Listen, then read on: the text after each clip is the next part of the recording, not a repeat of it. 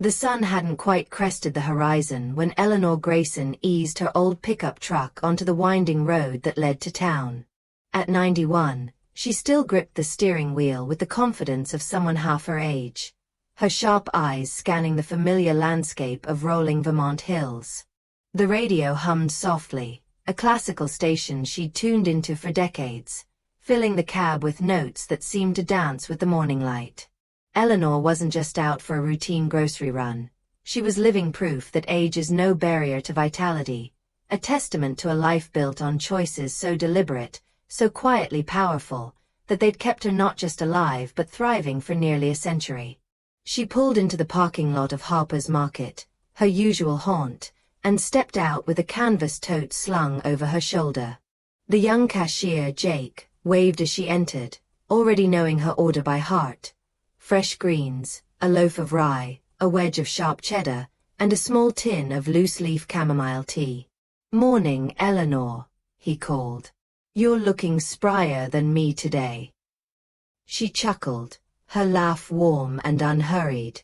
"Keep moving, Jake," she said, tapping her temple. "That's the trick." It wasn't the first time she dispensed such wisdom, nor would it be the last. Eleanor Grayson wasn't just a beloved figure in her small town. She was a mystery, a marvel, a woman who hadn't been sick in over 30 years, who still climbed the stairs to her attic study every morning to write, who drove herself to book club meetings and never missed a chance to learn something new. And no, it wasn't luck. It wasn't some genetic jackpot. It was a life sculpted by habits, each one chosen with care, each one a brick in the foundation of her extraordinary health. Eleanor's story begins not with a grand revelation but with a quiet realization she had in her 50s, when she noticed friends slowing down, complaining of aches, or leaning on prescriptions to get through the day. She refused to accept that decline was inevitable. "Health isn't something you're born with," she'd say, her voice steady with conviction. "It's something you build, day by day, choice by choice." She didn't have a fortune to spend on fancy gyms or exotic superfoods. She didn't need them. What she had was discipline, curiosity, and a deep belief that the simplest acts, done consistently, could transform a life. Her habits weren't flashy, but they were unshakable, woven into the fabric of her days like the threads of the quilts she still sewed by hand. And as the years piled on, those habits didn't just keep her going, they made her shine. Every morning, before the world stirred, Eleanor stepped onto her porch to greet the dawn. She didn't just stand there, she let the first rays of sunlight bathe her face, her eyes closed, her breath slow and deliberate. It wasn't about tanning or chasing a glow. It was about syncing her body with the rhythm of the earth. She'd read years ago that morning sunlight resets the body's internal clock, balancing hormones, sharpening focus, and lifting mood.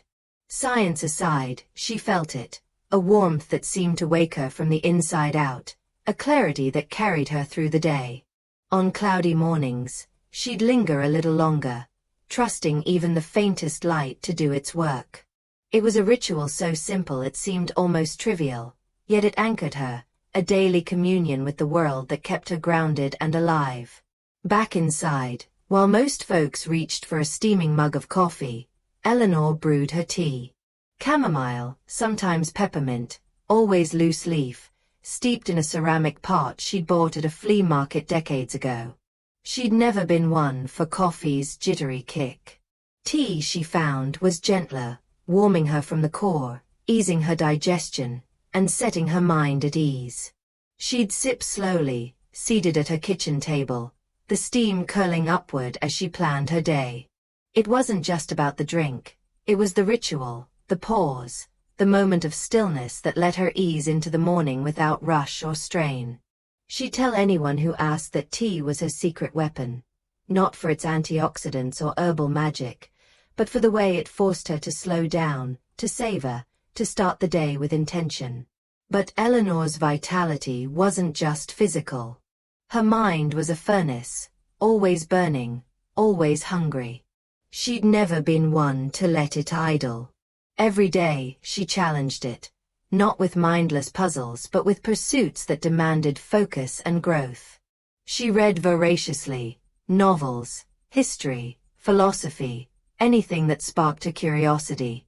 She wrote, too, filling journals with reflections, stories, even the occasional poem. When she turned 80, she decided to learn Italian, not because she planned to travel but because she wanted to feel her brain stretch. She'd sit with her flashcards, repeating phrases until they rolled off her tongue, delighting in the small victories. "The mind is a muscle," she'd say, her eyes twinkling. "Neglect it, and it withers. Work it, and it grows." She wasn't chasing youth. She was chasing sharpness, the kind of clarity that let her debate politics with her book club or remember the name of every neighbor's dog. Movement was another cornerstone of her life, though not in the way you might expect. Eleanor didn't run marathons or lift weights. Her exercise was softer, woven into her days like a melody. She walked the trails behind her house, her steps steady, her gaze taking in the shifting seasons. She gardened, kneeling in the dirt to plant tulips or prune her roses, her hands strong from years of tending the earth. On weekends, she'd join a group of friends for square dancing, laughing as they spun through the steps, her energy infectious. These weren't workouts. They were acts of joy, ways to keep her body limber, her heart pumping, her spirit connected to others. She'd seen too many people her age retreat to their couches, their worlds shrinking with each passing year. "Keep moving," she'd urge, not as a command but as an invitation.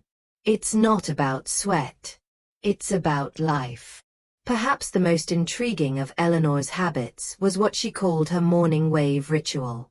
It wasn't meditation, not exactly, though it shared the same quiet power. Each dawn after her tea, she'd sit by an open window, a soft chime or birdsong filling the air.